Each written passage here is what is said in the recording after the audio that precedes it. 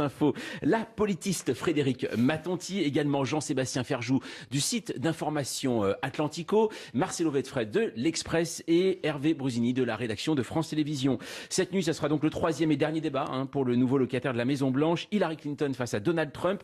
Un débat qui se déroulera sur le campus de l'université du Nevada à Las Vegas. C'est un des points les plus sympathiques d'ailleurs des États-Unis. C'est un peu plus glamour. Là, on a envie de chanter Viva Las Vegas en France. Le prochain débat des Républicains, c'est Salvagram. On n'a pas envie de chantonner Viva Salvagram, définitivement. Donc le troisième débat américain, on en parle à 20h45, car avant, nous allons parler de la primaire des champs. Et oui, la primaire tranquillou, comme on dit dans le monde politique, celle d'Europe Écologie Les Verts. Alors que les thèmes environnementaux sont devenus quotidiens, alors qu'on parle du nucléaire ou du réchauffement climatique, la primaire, pour désigner le ou la candidate écologiste, n'a pas vraiment mobilisé un peu plus de 17 000 personnes. Voilà, il pourrait créer un club. Le second tour aura lieu dans 2 semaines. Et la première surprise, c'est donc l'élimination de Cécile Duflot. La madone du parti au tournesol est arrivée 3e. Une claque électorale. Et même Yannick Jadot, qui lui est arrivé en tête, c'est un eurodéputé, en est tout surpris, Yannick Jadot. C'est une surprise, incontestablement, mais c'est vrai que je me suis préparé à cette campagne, je me suis préparé à cette primaire, à cette élection présidentielle, et que toute cette campagne, j'ai voulu affirmer une écologie de crédibilité, une écologie qui rassemble à la fois l'ensemble du mouvement, l'ensemble de la famille écologiste, et je constate que à ce stade de premier tour, ça a payé.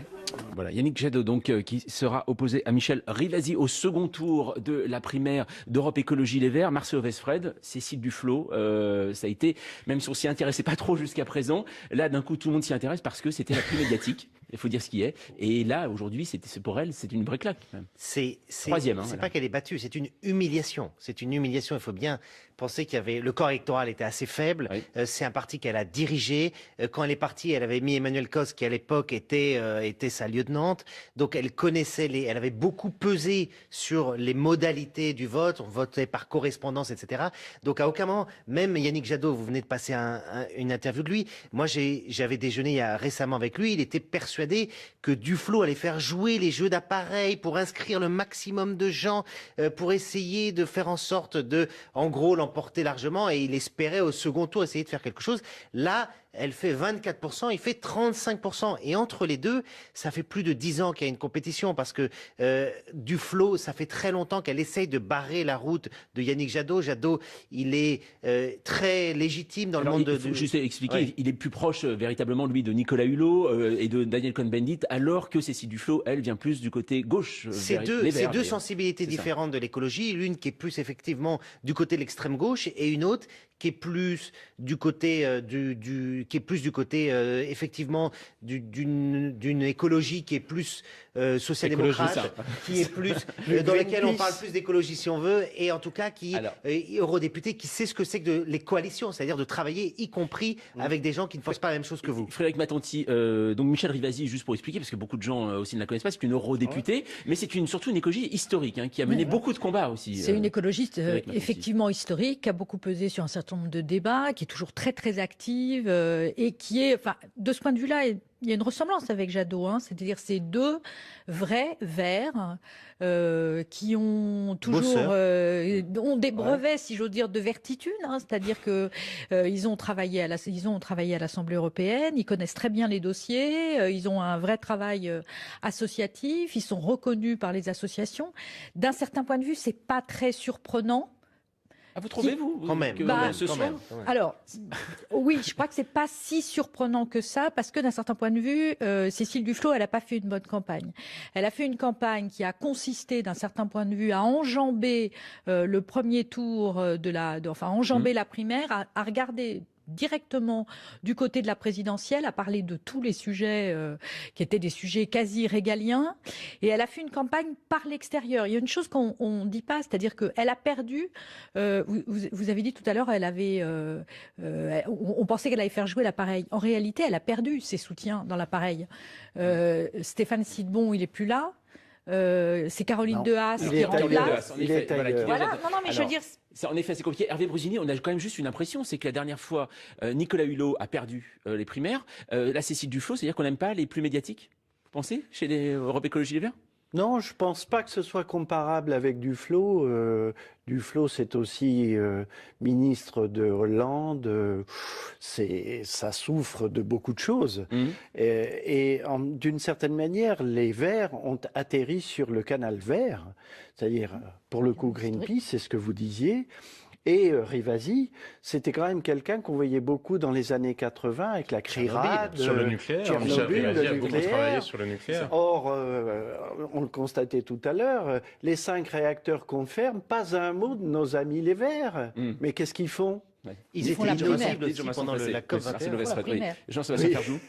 Moi, je trouve que c'est une bonne nouvelle, pas pour des questions de personnes en tant que... Non, mais parce que c'est l'épuisement d'une certaine stratégie politique quand même. Précisément, Cécile Duflot, elle parlait tout sauf de questions d'environnement, quasiment, sauf quand il lui semblait que ça lui rapporterait quelque chose dans ses jeux d'appareils. Les autres, précisément, ont travaillé. Et ça peut être une bonne chose s'il doit y avoir des Verts qui se préoccupent justement d'environnement. Sinon, pourquoi avoir un parti vert si c'est juste pour avoir un énième parti d'extrême gauche en France? Bilan catastrophique de Duflot. Regardez la stratégie de Duflot. En 2014, Manuel Valls arrive à Matignon. Elle dit « Je sors ». Donc les Verts n'ont pas participé au gouvernement à l'organisation de la COP21, le sommet sur le climat. Duflot était en permanence l'antithèse de ce qu'elle prétendait être. Renouveler la politique, mais elle est le pire de ce qui se fait dans les jeux politiciens. Finalement, le parti s'est divisé. Il y a eu même un scandale sexuel. On a parlé de tout et finalement, elle est battue. Sa loi a été totalement sur le logement détricotée une fois qu'elle a quitté le gouvernement. Et c'est Jadot, le type qu'elle a barré depuis des années, qui aujourd'hui arrive premier. On verra s'il arrive deuxième parce que les scores sont quand même, il y a 5 points de différence seulement avec Rivasi. Michel Rivasi, on continue à en parler dans un instant des écologistes, mais 20h, 21h, les informés, Jean-Mathieu Pernin. Les informés de France Info, on parle donc de cette information politique du soir, à savoir l'élimination de Cécile Duflot de la primaire écologiste. Elle est arrivée 3e ancienne ministre, actuelle députée de Paris. C'est assez difficile pour elle. Hervé Brusini, quand même, on a l'impression, aujourd'hui, comme le disait Jean-Sébastien Ferjou, aujourd'hui, il y a des thèmes écologiques très importants. On en discute presque tous les jours. Et pourtant, aujourd'hui, le parti écologique français n'arrive pas à émerger. On le voit dans les sondages. Ça ne prend jamais. Pourquoi ?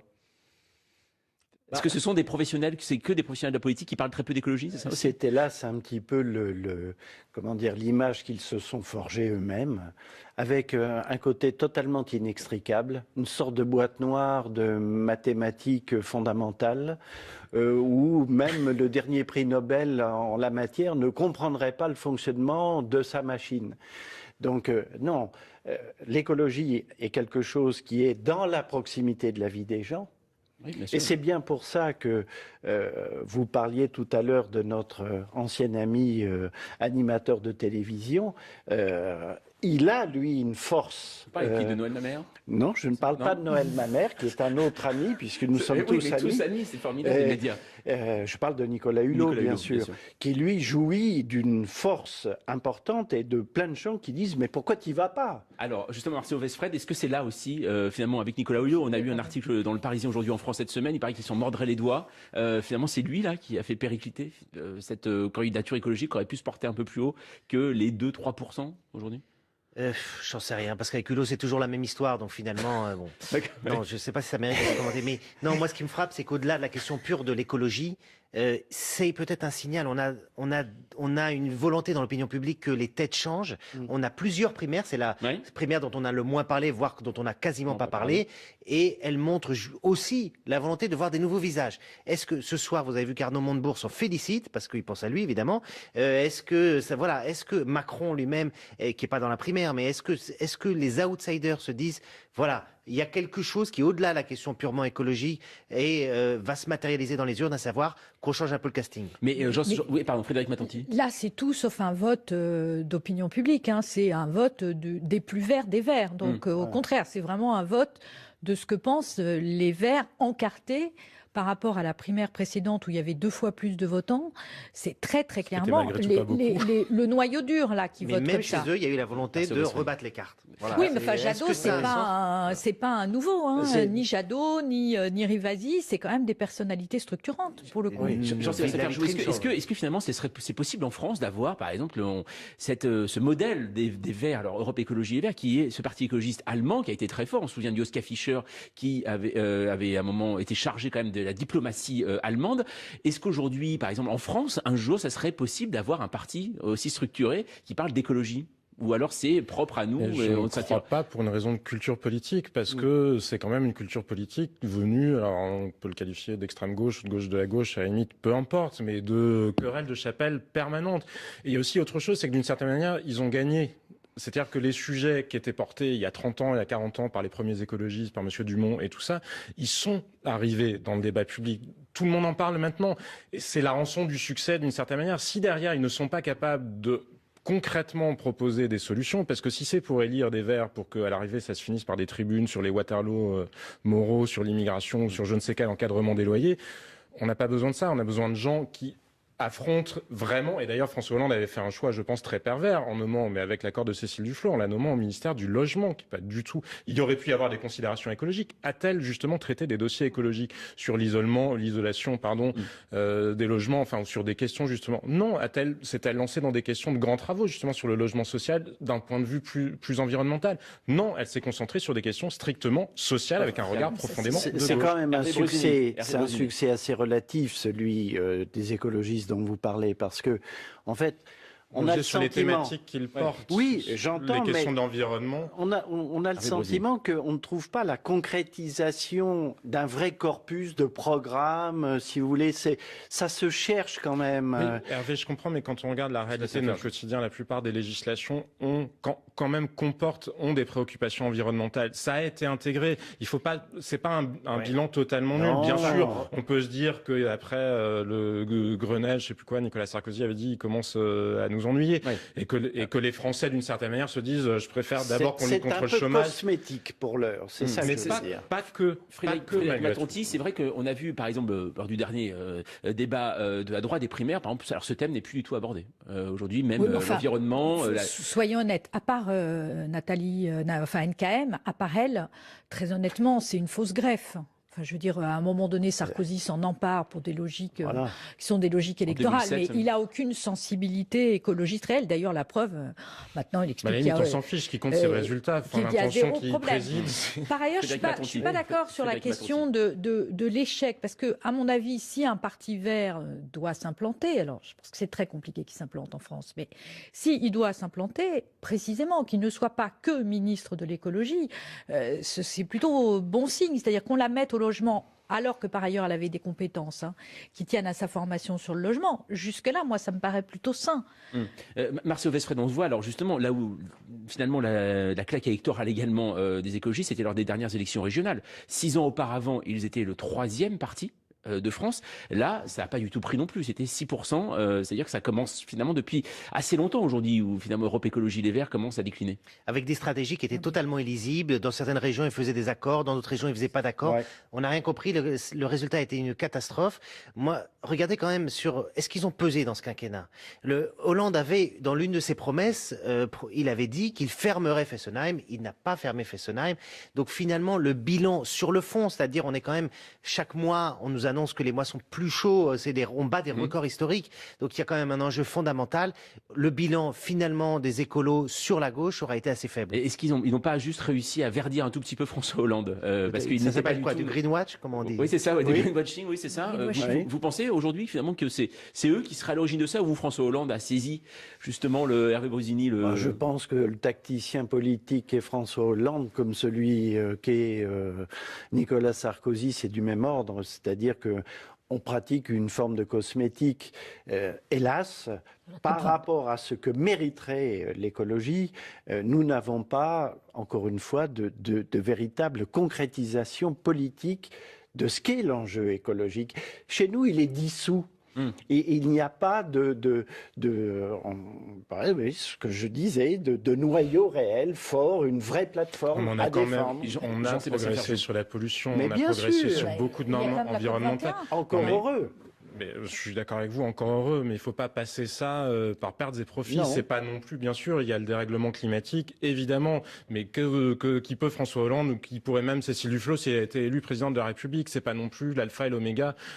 ça dépasse ces questions-là, mais précisément, les Verts ne se sont jamais vraiment emparés de questions plus concrètes, parce qu'on peut les mettre dans un gouvernement. Je suis d'accord avec vous, ils peuvent prouver, Joschka Fischer était ministre des Affaires étrangères, il n'était pas ministre de l'Environnement en Allemagne, mais ça n'empêche pas qu'il était capable de porter une vision qui n'était pas que celle d'une gauche étriquée et qui s'en tient à des scandales, à dénoncer des scandales moraux, parce que les Verts, c'est quand même ça, c'est en permanence la dénonciation de je ne sais quel scandale moral, pas la construction de projets politiques concrets. Allez, l'info à 20h50. France Info.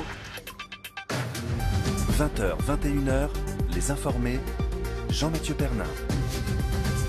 Les informés de France Info avec ce soir la politiste Frédéric Matonti, également Jean-Sébastien Ferjou du site d'information Atlantico, Hervé Brusini de la rédaction de France Télévisions et Marcelo Vesfred de l'Express. Allez, il nous reste encore quelques minutes pour parler de ce qui va se passer sur cette antenne, d'ailleurs à 3h du matin. Et oui, parce que vous serez levés, c'est bien sûr la diffusion du dernier débat. J'ai l'impression de parler en fait du Seigneur des Anneaux, la dernière trilogie en fait. Et oui, c'est le 3e volet du débat. Hillary Clinton, Donald Trump. On apprend une dernière info essentielle, c'est que le demi-frère de Barack Obama assistera à ce débat pour soutenir Trump. Voilà, impossible de ne pas partager cette info avec vous. D'ailleurs, l'actuel président américain enchaîne les coups contre le candidat républicain. Une réponse à Donald Trump qui a dénoncé une élection truquée. Un 3e débat qui marque presque la fin d'une campagne hors norme où l'on aura vu émerger 2 candidats par défaut, des plaintes pour harcèlement, des emails piratés, un malaise et un teint orangé digne d'un curly qui fait fantasmer les populistes du monde entier, mais qui commence à énerver sérieusement Barack Obama. Je n'ai jamais vu de ma vie et dans l'histoire politique contemporaine un candidat discréditer les élections et le processus électoral avant même que le vote ait eu lieu. Vous pleurnichez avant même que le match soit fini. J'invite M. Trump à arrêter de geindre et d'essayer de défendre ses opinions pour obtenir des suffrages. C'est ce qu'on fait en Amérique. La démocratie, par définition, fonctionne sur la base du consentement mutuel, pas sur la force. Je me suis permis comme ça de glisser, de couper la parole du président américain, ça n'arrive pas souvent. Voilà, Barack Obama. Jean-Sébastien Ferjou, on voit l'écart se creuse entre les 2 candidats ce soir, notamment depuis les affaires de harcèlement de Donald Trump. Est-ce qu'on peut encore en attendre quelque chose finalement de ce débat pour vous ce soir? Du spectacle, certainement. Ouais, c'est ça, bien sûr. Ouais. Non, que ça ait encore un impact sur l'élection, j'ai peine à y croire. Maintenant, là, sur ce qu'on vient d'entendre de Barack Obama, mais je pense qu'il a raison sur le fond de son raisonnement et tort sur la forme. On peut se débarrasser de Donald Trump en montrant qu'il est dingue, en ressortant je ne sais quel enregistrement. Ils ne se débarrasseront pas pour autant du problème politique, parce que c'est la sociologie politique qui a produit Donald Trump. Là, tout le monde se concentre sur Donald Trump comme si c'était la maladie, mais ça n'est pas la maladie, c'est le symptôme. Hillary Clinton va vraisemblablement être élue parce que les sondages il n'y a pas un écart délirant. On pourrait imaginer avec la folie du personnage, en tout cas ce qui vu de France ressemble quand même à une forme de folie furieuse du personnage Trump, il y a un écart qu'à lui mettre 20 points dans la vue pour parler de manière un peu brutale. C'est pas ça. Au niveau national, on est sur des écarts de 4-5 points. Après, la carte électorale américaine est très favorable au Parti démocrate, mais elle va retrouver le problème politique et Barack Obama ferait mieux de s'adresser aux électeurs de Trump en leur parlant de leurs problèmes de fond plutôt que de leur montrer à quel point il est dingue, parce que je pense que les 10 électeurs, eux, ils ne sont pas dingues et ça leur a pas échappé qu'il était dingue et qu'ils votent pour lui malgré tout. C'est ça qui est intéressant quand même dans cette campagne, ces 2 candidats hors normes, Frédéric Matonti, presque par défaut, on le voit, et surtout Donald Trump a été élu finalement candidat de son parti malgré le parti.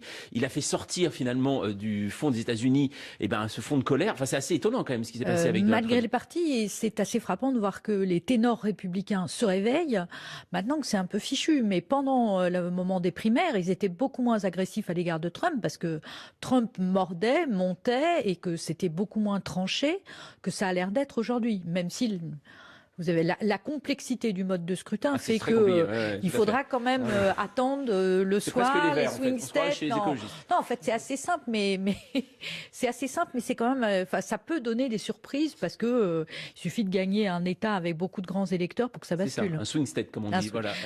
Non, pas celui-là, pardon. Plutôt les grands. Excusez-moi. Hervé Brusini. J'étais aux États-Unis quelques jours avant le premier débat. Et il y avait un congrès des journalistes numériques à Denver. Il y avait 2500 types dans un hôtel et tout le monde était pro-Clinton à mort. Et tout le monde disait Trump, oh là là, il est fou et tout ça.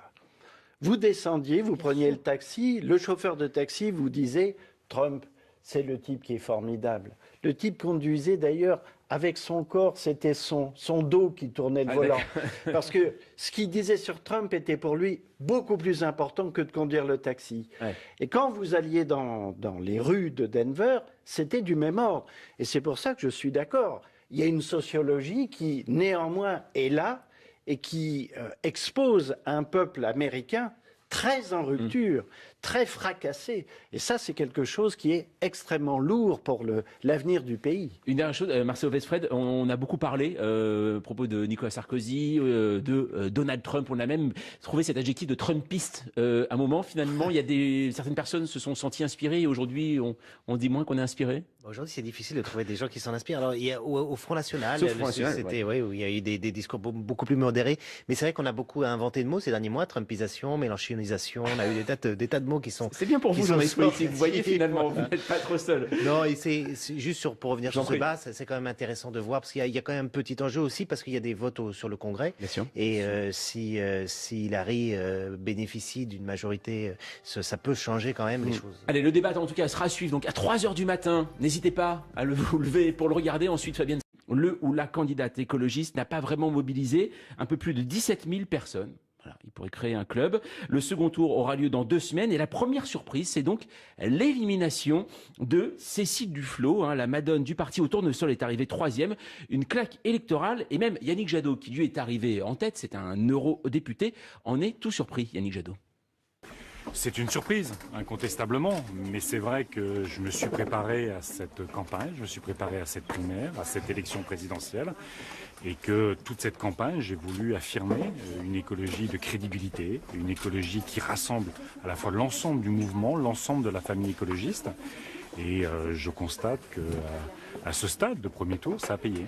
Voilà, Yannick Jadot, donc, qui est eurodéputé, qui sait ce que c'est que les coalitions, c'est-à-dire de travailler, y compris avec des gens qui ne pensent pas la même chose que vous. Frédéric Matonti, donc Michel Rivasi, juste pour expliquer, parce que beaucoup de gens aussi ne la connaissent pas, c'est une eurodéputée, mais c'est surtout une écologie historique, qui a mené beaucoup de combats aussi. C'est une écologiste effectivement historique, qui a beaucoup pesé sur un certain nombre de débats, qui est toujours très très active et qui est, enfin, de ce point de vue-là, il y a une ressemblance avec Jadot, c'est-à-dire ces deux vrais verts qui ont toujours ont des brevets, si j'ose dire, de vertitude, c'est-à-dire que ils ont travaillé à l'Assemblée européenne, ils connaissent très bien les dossiers, ils ont un vrai travail associatif, ils sont reconnus par les associations.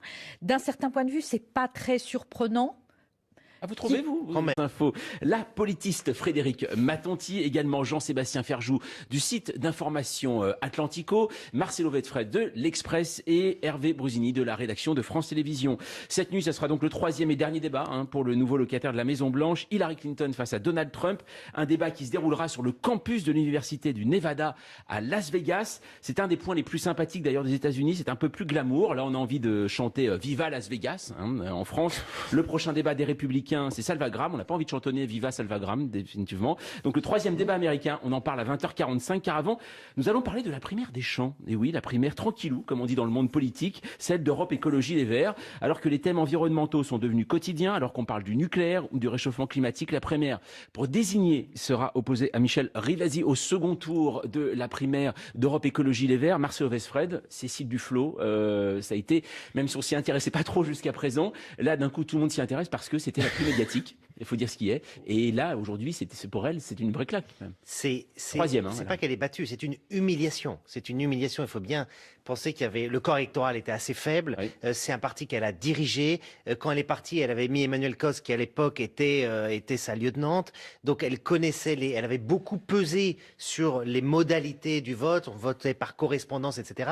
Donc à aucun moment, même Yannick Jadot, vous venez de passer une interview de lui. Moi, j'avais déjeuné récemment avec lui. Il était persuadé que Duflot allait faire jouer les jeux d'appareil pour inscrire le maximum de gens, pour essayer de faire en sorte en gros, l'emporter largement, et il espérait au second tour essayer de faire quelque chose. Là, elle fait 24%, il fait 35%. Et entre les deux, ça fait plus de 10 ans qu'il y a une compétition parce que Duflot, ça fait très longtemps qu'elle essaye de barrer la route de Yannick Jadot. Jadot, il est très légitime dans le monde de... Il faut juste expliquer, il est plus proche véritablement, lui, de Nicolas Hulot et de Daniel Cohn-Bendit, alors que Cécile Duflot, elle, vient plus du côté gauche. C'est deux sensibilités différentes de l'écologie, l'une qui est plus effectivement du côté de l'extrême gauche et une autre qui est plus du côté effectivement d'une écologie qui est plus social-démocrate, qui est plus dans laquelle on parle plus d'écologie si on veut, et en tout